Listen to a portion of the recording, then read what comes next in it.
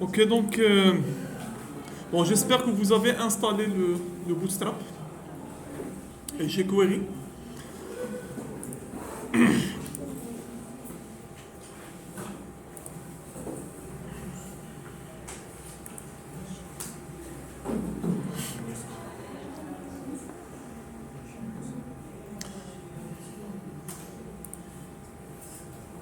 Bon, s'il vous plaît, on reprend.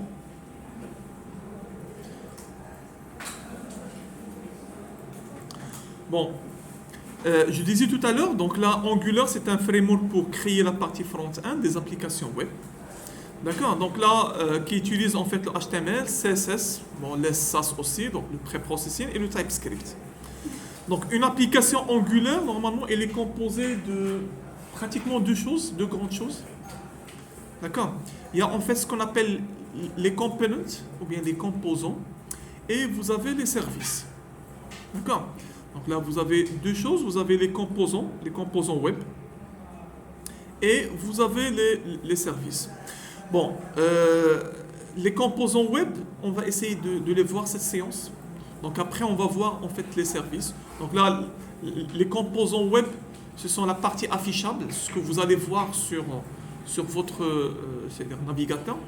Et bien les services, en fait, ce sont les fonctionnalités que nous allons faire normalement par suite.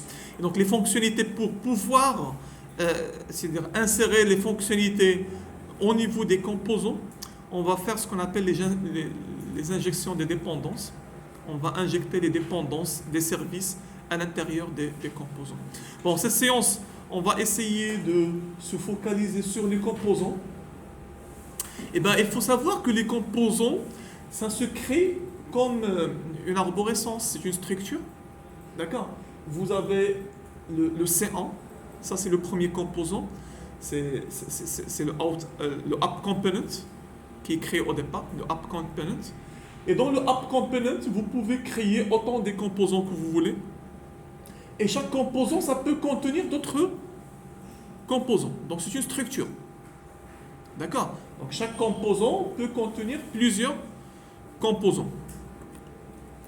Bon, regardez donc, par exemple, cette application-là, d'ailleurs elle est extraite du site officiel de Angular. Pour démarrer, s'il vous plaît, donc là, pour démarrer, pour travailler, donc là, on peut créer en fait une petite application. Donc là, regardez, vous avez le premier conteneur, vous avez le premier conteneur qui est appelé AppRoot. D'accord. Le AppRoot, c'est le premier composant à charger et le conteneur pour les autres composants. Donc ça, c'est le premier component, ça c'est normalement c'est le conteneur de l'ensemble des composants par suite. Et par suite, on peut faire par exemple ça c'est un composant. Ça c'est un composant web. D'accord. Donc on peut le nommer app top bar. App top bar. Après en fait ça c'est un deuxième component. Ça c'est un deuxième component. On peut par exemple app product list. D'accord. Ce qui serait affiché à l'intérieur de chaque component, ça c'est un autre component, app product alerts, ainsi de suite. Donc votre application globale, elle est formée par plusieurs components. Vous avez un component comme racine, ça c'est le AppRoot, d'accord.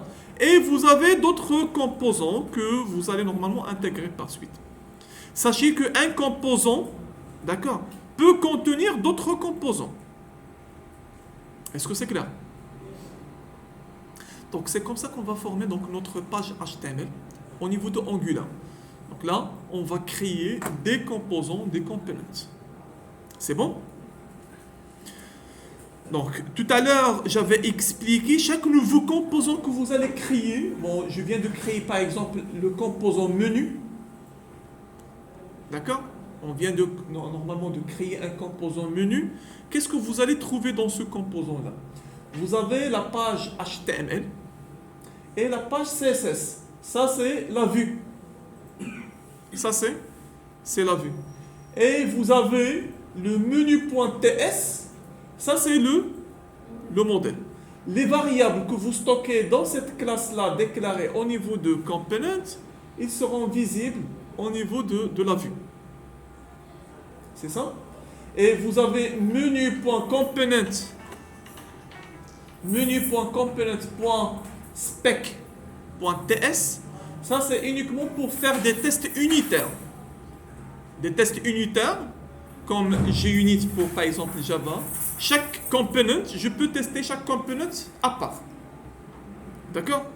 Mais donc, ce qui est fonctionnel, c'est le HTML, CSS pour la vue et le TypeScript pour le modèle. Ça va former ce qu'on appelle un composant.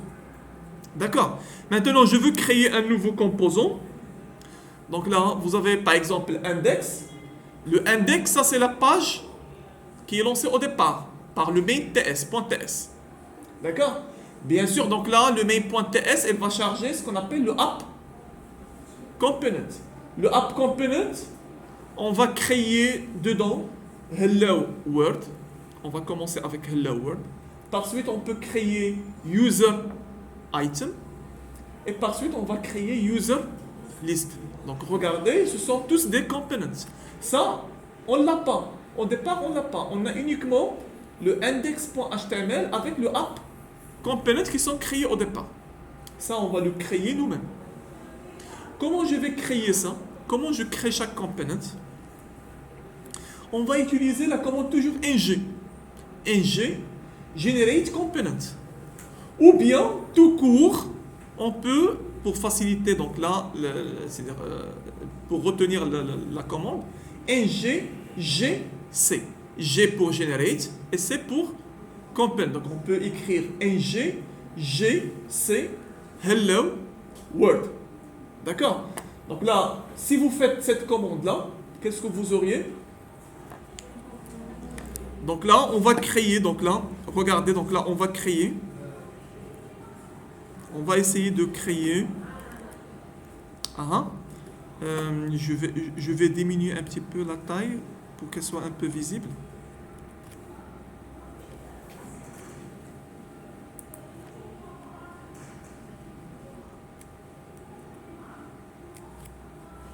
Voilà. Donc, je vais basculer vers le deuxième. Donc, ici, on peut lancer plusieurs terminals. D'accord? Donc, je lance le deuxième terminal. Je vais vérifier que je suis à l'intérieur de mon projet. D'accord? Donc là, je vais taper ng. Pardon. Donc, je tape ng. gc pour generate component. D'accord? Et je vais normalement hello world. Hello world. Ça, c'est un nouveau composant qu'on va créer. D'accord? ng gc hello world. Donc là, je le crée. C'est bon. Donc là, je vais vérifier ici. Voilà, dans les apps. Voilà les apps. Voilà le code source. D'accord? Donc là, ça c'est votre index. Ça c'est votre app. Et dans le app, vous avez le Hello World. Qu'est-ce qu'on va trouver à l'intérieur de Hello World? Les 4 fichiers qu'on a dit tout à l'heure. Vous avez le HTML, vous avez le CSS et vous avez le TypeScript. D'accord? Hello World. Et donc là, quel est, s'il vous plaît, donc là, maintenant pour savoir est-ce que vous avez compris, comment je peux appeler ce conteneur ou bien ce component, web component? Quel est le sélecteur? Je vais le trouver où? Où est-ce que je vais trouver le sélecteur? Component.ts, très bien. Component.ts, vous voyez le sélecteur? Elle est déjà créée par défaut. Et attention s'il vous plaît, si vous allez vers App Component, d'accord, donc plutôt donc App Module. Donc qu'est-ce que vous avez ici? Vous avez les déclarations qu'on a dit tout à l'heure. Vous avez le App Component, mais vous voyez donc Hello World Component qui vient d'être ajouté. D'accord? Maintenant, si vous voulez créer ça manuellement, il faut le rajouter manuellement. Donc là, à App module. C'est bon? Alors, maintenant, je reviens sur le Word Component. Ça, c'est le sélecteur. C'est à partir de ça que je peux maintenant intégrer ce component dans les autres components. Ça veut dire maintenant, par exemple, si je vais maintenant vers le App Component HTML, tout à l'heure, on a créé quelque chose, bonjour, etc. D'accord? Si je veux maintenant intégrer le component Hello World, qu'est-ce qu'on va faire? Donc ici, donc là, je vais ouvrir la balise, ici Hello World, et je ferme la balise. Ça veut dire que le composant web qu'on a créé Hello World, elle est intégrée dans appcomponent.html. C'est bon? Maintenant, on va vérifier. Donc, qu'est-ce que vous avez? Hello World works. Ça fonctionne bien. Où se trouve normalement Hello World? Donc, si vous allez vers Hello World component.html, vous avez ça. Ça veut dire que on vient de rajouter un component ici. C'est bon? Supposons maintenant au niveau de Hello World component.ts, si vous avez marqué ici point, le sélecteur, point. Donc, qu'est-ce qui va changer? Bon, ici, vous avez une erreur. Donc, ça va être normalement une division avec classe est égale à ça. Donc, ici, ça serait une division, div. C'est bon? Maintenant, c'est bien. Supposons, ici, vous avez, par exemple, vous avez marqué ici, par exemple, avec des crochets. Ça serait quoi? Si vous marquez ça entre crochets, pardon. Si vous marquez ça entre crochets, ça devient quoi? Ça devient une directive. Ça devient une directive ici. Donc là, ça serait div. Voilà. Ça devient une directive au niveau de la division. Il y a 3 manières en fait pour travailler sur les sélecteurs. C'est bon? Bon, essayez s'il vous plaît de créer un nouveau composant, d'accord? Et de l'intégrer dans votre appcomponent.html.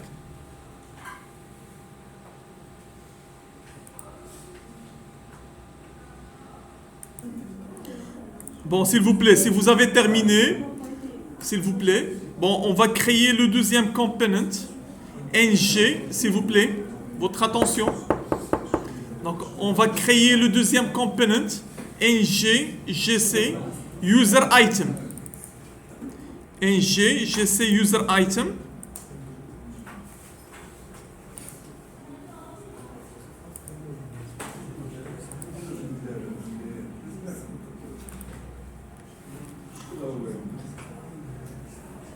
Voilà, donc, vous avez le user item maintenant.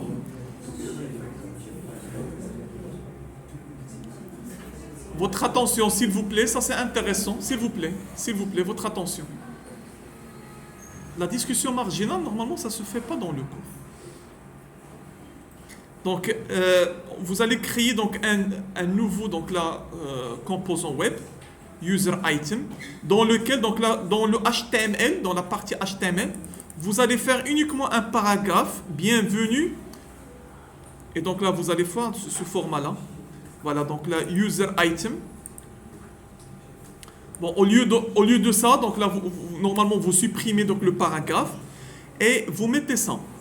Ça, ce qu'on appelle le format moustache. Format moustache, donc là, c'est très connu.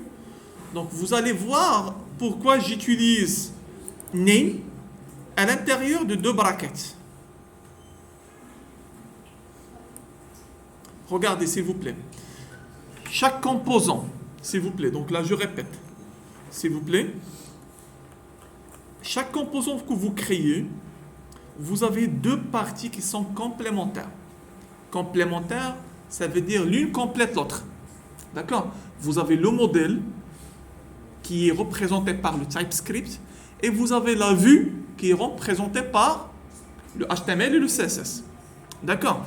Tout ce que vous écrivez comme variable au niveau de votre modèle, elle est visible au niveau de votre HTML. Ça veut dire quoi? Ça veut dire, regardez s'il vous plaît. Donc là, ici, on a utilisé name. Le name, ça se trouve où? Ça devrait être trouvé. Donc là, vous voyez, donc il y a une erreur. Une erreur disait que property name does not exist on type user item component.ts. Ça n'existe pas. User item component.ts. Ça veut dire qu'il n'a pas trouvé cette variable au niveau du fichier .ts. Donc là, je vais redescendre dans username, user item component.ts, et au niveau de la classe, donc vous voyez maintenant la classe, donc vous avez ici la notation component pour dire que ça c'est un composant, ça c'est le sélecteur, ça c'est la partie HTML, ça c'est la partie CSS. Vous avez export, on a parlé de export l'autre fois, ça permet d'exporter la classe pour qu'elle soit importée dans d'autres modules. D'accord? Et donc ici, on va déclarer name, string, et on va initier, et donc là, bon, avant, s'il vous plaît, chaque classe, vous avez le constructeur, et chaque component que vous créez, il implémente ce qu'on appelle une interface en init. Ça veut dire lorsqu'on vous initialisez le component. Et donc là, il faut absolument redéfinir c'est-à-dire là en init, ng en init. D'accord? Et vous avez le constructeur. Donc là, dans le constructeur, qu'est-ce qu'on peut faire? Name ou bien des.name est égal à quoi? Est égal, donc là, je disais par exemple, je vais donner mon nom. Ça veut dire maintenant que le name que vous avez là, il serait passé vers ici. Et qu'est-ce que vous allez voir? Bienvenue. Est-ce que je vais la voir maintenant? Je disais non. Pourquoi? Parce que on n'a pas encore inséré le component. On n'a pas encore inséré le component. Quand est-ce que normalement il serait visible? Donc regardez, lorsque je vais descendre vers App Component, ici je vais faire, c'est App User Item, donc le sélecteur du component. Donc là, lorsque je le rajoute, vous voyez bienvenue Mhaz. D'accord, donc là elle est rajoutée, donc là, donc cette variable qui est déclarée au niveau du TypeScript, elle est affichée au niveau de votre page. Bon, essayez de tester ça. Créez un nouveau composant. ng generate component user item. Et dans la partie HTML, vous mettez ça.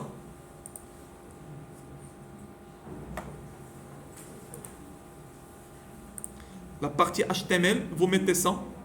Et vous déclarez le name au niveau de TypeScript. Vous mettez votre nom.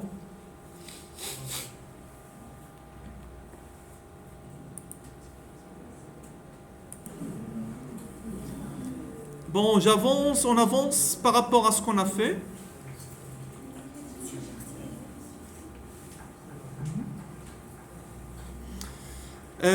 Voilà, donc jusqu'à présent, ce qu'on a fait, c'est ça. Ce qu'on a fait jusqu'à présent, c'est ça. Donc là, on a créé deux composants, Hello World et User Item. On les intégrait dans le App Component. D'accord? Et ça marchait, donc pour la plupart d'entre vous, normalement, ça marchait bien.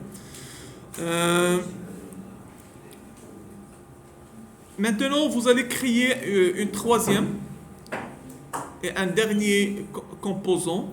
C'est le NGGC User List. NGGC User List. Donc ça, c'est un troisième composant, User List. On a User Item et User List maintenant. Donc, allez vers userlistComponents.ts et ici, au lieu de déclarer s'il vous plaît, donc on va voir une directive qui est très intéressante, ngFor. Au lieu de faire ici juste une variable simple, on va faire un tableau des noms. D'accord? Names, deux points, string, et donc là je déclare un tableau. Et dans le constructeur, on va faire this.names est égal. Donc là, on peut faire array. On peut faire array comme je peux faire en fait des crochets. D'accord? Donc, je ne sais pas. Donc là, je vais faire des noms que je connais. Bnani.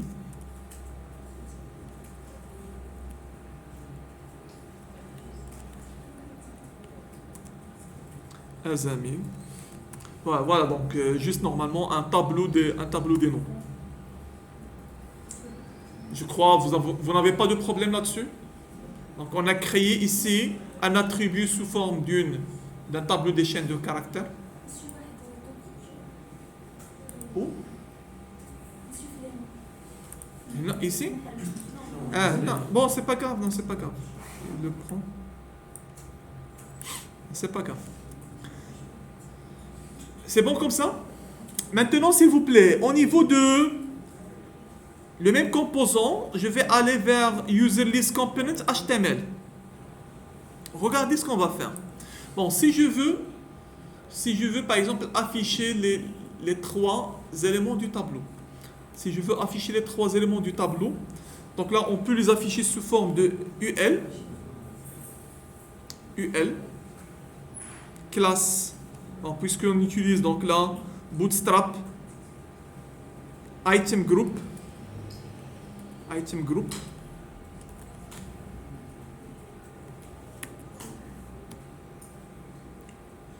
pour ne pas se tromper dans la classe, c'est list group.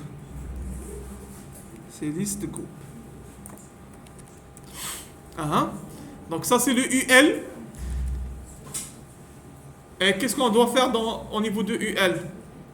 Vous avez des LI. Mais combien de LI vous avez? 3. Ça, c'est un tableau. Donc là, quelle est la manière avec laquelle vous travaillez? Donc, a priori, dans les tableaux, vous faites une boucle. D'accord? Vous faites une boucle. Vous avez, s'il vous plaît, une manière pour faire la boucle au niveau de HTML. C'est à travers une directive qui s'appelle ngFor. Donc, étoile, ngFor. Vous avez ngFor, ngIf. ngFor, c'est pour faire la boucle. Let name of names. Le name, c'est le tableau. Et le name, après chaque itération, on récupère donc là un nom, name. Donc classe, on va faire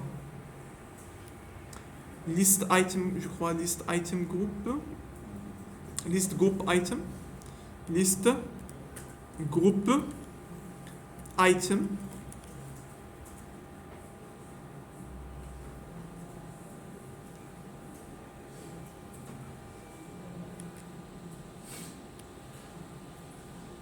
Donc, qu'est-ce qu'on va afficher au niveau de LI? Qu'est-ce qu'on va afficher? Le name. Le name en singulier. Le name. C'est quoi le name? C'est ce que je récupère de tableau names. Le tableau names, je vous rappelle, c'est ce qu'on a initialisé ici au niveau de TypeScript. D'accord? Au niveau de TypeScript, on a initié le tableau names. Donc, je récupère le name de names. D'accord? Ça, c'est une classe Bootstrap. Bon, on va vérifier maintenant au niveau de... on n'a pas ajouté. Donc là, je vais voir le sélecteur. Voilà, le sélecteur, c'est ça. C'est AppUserList. Voilà, donc là, on va le rajouter ici.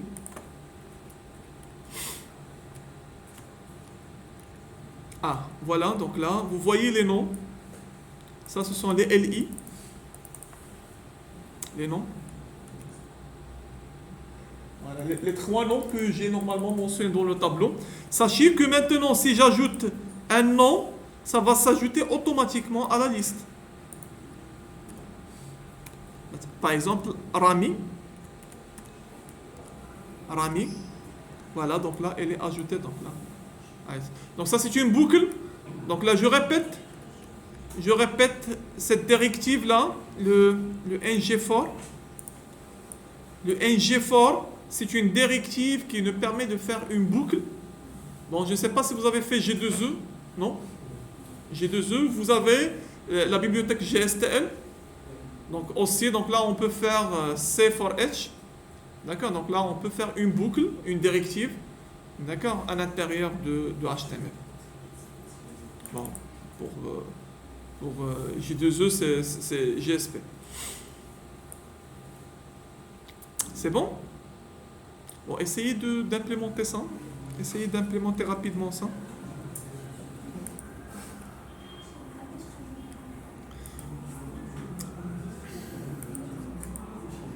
Bon, je vais vous expliquer quelque chose. Donc, la notion de binding, c'est très intéressant.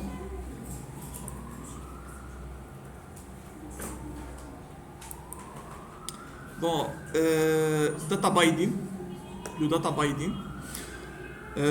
Comme j'avais expliqué tout à l'heure sur le tableau, lorsque vous créez un composant, vous avez deux parties. Vous avez le modèle, là on stocke les informations, comme tout à l'heure, on a stocké tableau, name, d'accord, le modèle, et vous avez la vue, le modèle et la vue. Bien sûr, donc entre modèle et vue, il devrait y avoir une interaction. Il devrait y avoir une interaction parce qu'il s'agit du même composant. D'accord? Bon, tout à l'heure, on a utilisé l'interaction, ce qu'on appelle le string interpolation, entre deux brackets, pour afficher en fait une information qui était stockée dans le modèle, pour le voir dans la vue. D'accord? Maintenant, on va voir toutes les modalités possibles pour échanger, pour communiquer les informations entre le modèle et la vue. Voilà, donc là, pour insérer dynamiquement des données de l'application dans la vue de composants, Angular définit donc là des techniques pour assurer la liaison des données. La liaison de données, c'est le data binding. D'accord? Bon, vous avez le modèle et vous avez la vue. Donc là, je suis sûr, si vous suivez avec moi, vous allez comprendre. Il faut juste normalement me prêter votre attention pour comprendre cette partie-là. Vous avez deux choses. Chaque composant, il est créé avec deux choses fondamentales. Le modèle, le TypeScript, et la vue qui est HTML et CSS. D'accord? Maintenant, vous avez le TypeScript, vous avez la classe des composants, ce qu'on appelle la logique métier. Vous avez la vue, donc généralement, elle est créée par le HTML. Donc on va voir avec les templates aussi. Eh bien, on devrait faire une liaison pour transférer les informations entre modèle et vue. Donc là, par exemple, tout à l'heure, on a utilisé data de type string. On l'a déclaré dans une classe TypeScript. Comment on a dû la récupérer au niveau HTML? Donc, ce qu'on appelle le string interpolation. Donc, comment on la récupère? Avec deux brackets. Ça, vous le compreniez? On l'a déjà fait. D'accord. On peut faire, donc là, c'est-à-dire là, si vous avez un attribut, mademoiselle, tu peux se décaler un petit peu. Donc là, vous avez property binding, ça veut dire qu'on va lier la donnée avec une propriété, ou bien un attribut HTML. Donc là, un attribut HTML, donc là, en général, on le fait entre des crochets. D'accord. Data. Donc ici, au niveau, par exemple, de input, donc là, vous avez l'attribut est égal à data. Donc là, j'explique rapidement pour comprendre ce que je veux dire.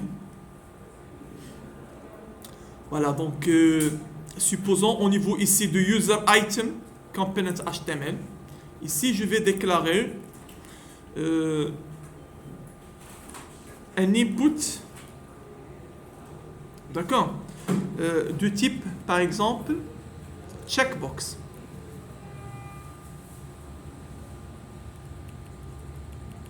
Un input de type checkbox. Donc, vous connaissez que input de checkbox, vous avez un attribut qui s'appelle checked. Si je mets checked, ça veut dire quoi? C'est coché par défaut. Ça veut dire que ça, c'est coché. Donc là, si je reviens, ici, vous voyez que normalement, la case ici, elle est cochée. Donc là, je peux faire ça au niveau de div.container.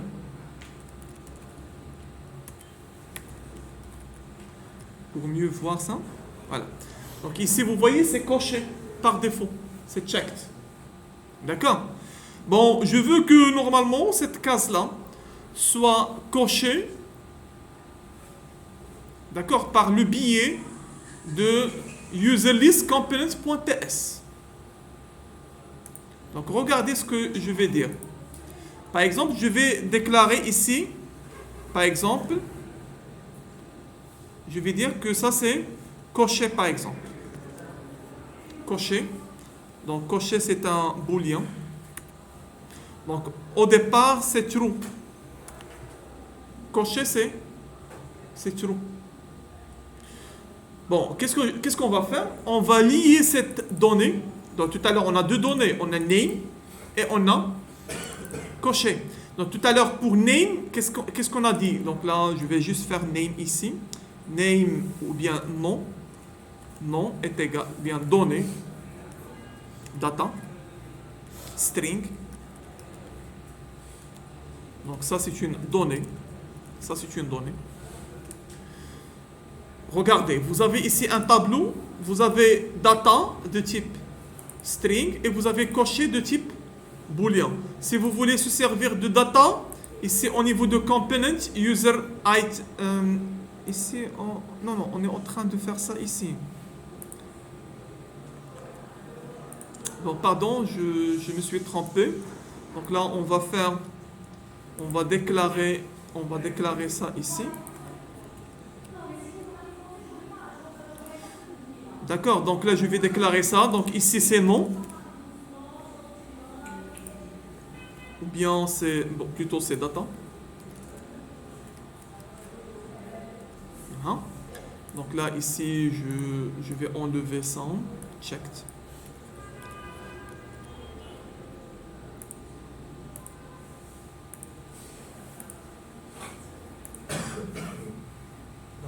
Voilà. Donc là, justement, pour laisser que ça. Bon, s'il vous plaît, on est en train de modifier au niveau de user list components. Ça, c'est TS et ça, c'est le HTML. Donc, on a déclaré ici data. Pour la récupérer ici, on passe à travers ce qu'on appelle, qu'est-ce qu'on appelle ça? String interpolation. String interpolation. Non, ça c'est, normalement, ça c'est...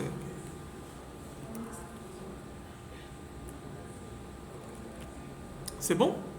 Ça c'est string interpolation. Mais au niveau de input, ici, je n'ai pas le droit de faire pour lier checked comme ça. Donc là, on ne peut pas faire comme ça. Cocher. On ne peut pas faire comme ça. Parce que checked, ça c'est un attribut. D'accord? Ça c'est un attribut. Comment je vais faire? Je vais lier checked à cocher. Comme ça, si je vais modifier cocher ici à false, elle va se désactiver. Si je vais la modifier à true, elle va s'activer. Donc là, comment modifier? Donc là, on peut passer à travers les crochets. Et là, je mets cocher. Ça veut dire maintenant, donc regardez, elle est cochée. Si je modifie ici à false,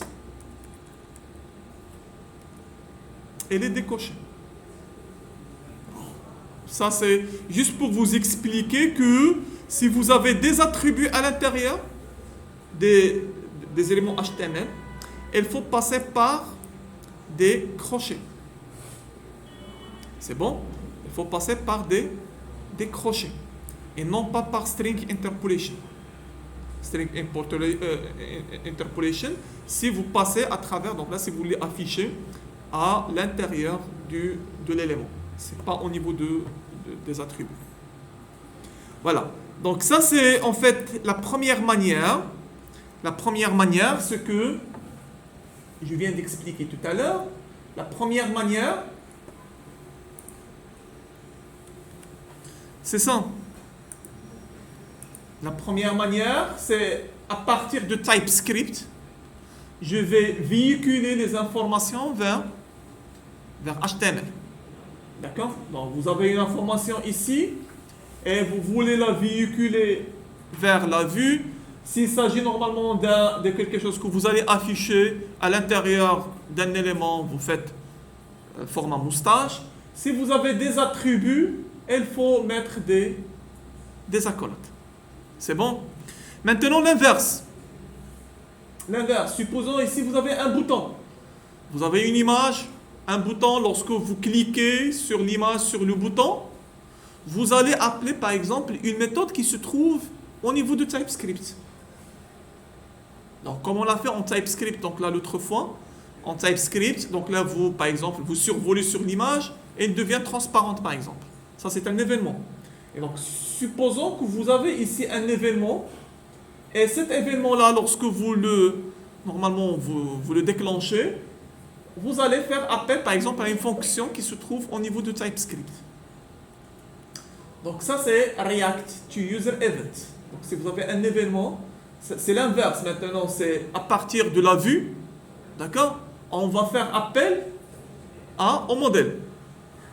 D'accord? Comment on l'appelle? On l'appelle, donc supposons que vous avez la fonction de something, d'accord? Et vous voulez normalement que cette fonction réagisse vis-à-vis un événement. L'événement, on le fait entre parenthèses. L'événement, on le fait entre parenthèses. Ça veut dire, ici vous avez bouton, vous mettez entre parenthèses clic est égal à DOSAM. Ça veut dire, lorsque vous cliquez sur ce bouton-là, il va appeler la fonction DOSAM. C'est bon? Donc, rapidement. Ici, vous avez... on va faire... ça, c'est container. On va le faire dans container ici, pour ne pas se perdre. Bon, supposons ici, on va rajouter uniquement donc, un petit bouton. Un bouton. D'accord? Avec value... bouton. On va rajouter bouton avec, par exemple, je ne sais pas, cliquer sur moi. D'accord? Et donc là, ce bouton-là, je peux lui donner la classe btn outline primary.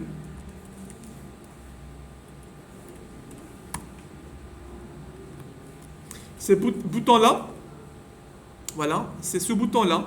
Lorsque je clique sur ce bouton-là, il va m'afficher par exemple le premier nom que vous avez dans le tableau.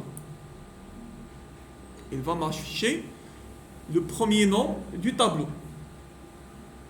Ou bien les noms que vous avez dans le tableau par exemple, lorsque je clique.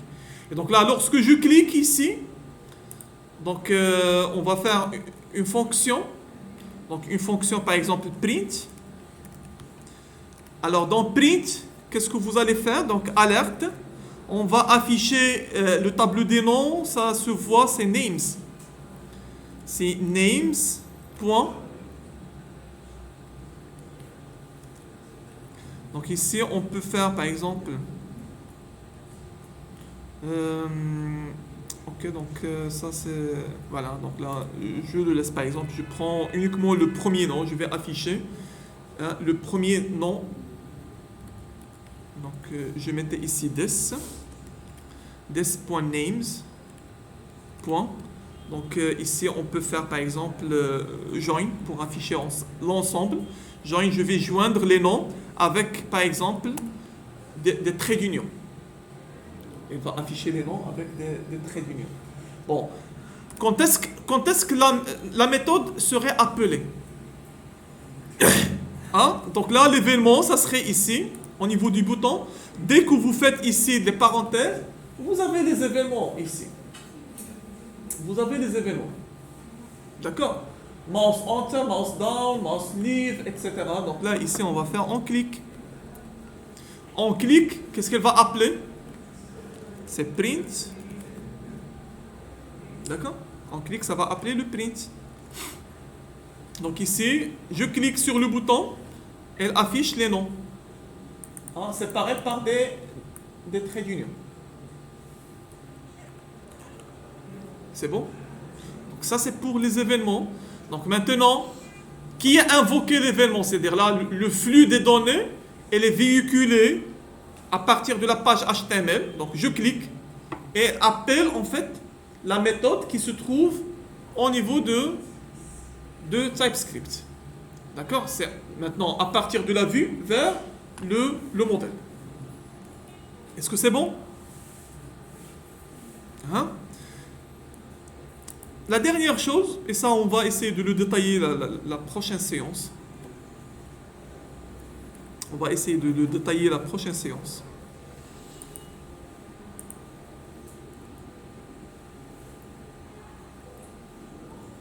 C'est le two-way binding. Donc là, vous voyez, ça c'est dans ce sens-là. C'est-à-dire du modèle vers la vue. C'est-à-dire l'information circule du modèle vers la vue. Ici, l'information circule de la vue vers le modèle. Et vous avez ce qu'on appelle le two-way binding. Ça veut dire que l'information circule dans les deux sens. Par exemple, je saisis quelque chose dans le input, automatiquement, elle est enregistrée dans le modèle. J'enregistre quelque chose dans le modèle, automatiquement, elle est affichée dans le input. Vous voyez, donc c'est dans les deux sens. Et donc là, pour cela, donc là, on va importer donc là, un module qui s'appelle ngModel. D'accord? On va travailler sur ça la prochaine séance. D'accord? Mais donc, ce qu'il faut retenir ici, on va utiliser les deux directives en même temps. On va utiliser les parenthèses qui normalement représentent l'échange de la vue vers la modèle, et on va utiliser les crochets qui représentent le passage de l'information du modèle vers la vue. C'est ça? Est-ce que c'est bon? D'accord? Donc là, vous allez, donc là, par rapport au cours, on va s'arrêter par rapport à ça. D'accord? Donc là, la prochaine séance, on va essayer de faire une application réelle, on va faire un livre d'or. Donc là, dans lequel on va essayer de mettre en évidence les trois différentes réactions entre le modèle et la vue, et l'échange d'informations même entre les composants fils avec composants père. On va essayer de le voir la séance prochaine. D'accord? Maintenant, ce que vous allez faire, donc uniquement les deux premières interactions. Donc pour l'attribut, d'accord, la case à cocher qu'on a fait tout à l'heure. Et pour, en fait, c'est-à-dire là, pour appeler une méthode, vous allez faire les parenthèses. Donc on va faire donc ces deux réactions dans les deux sens, modèle vue et vue modèle.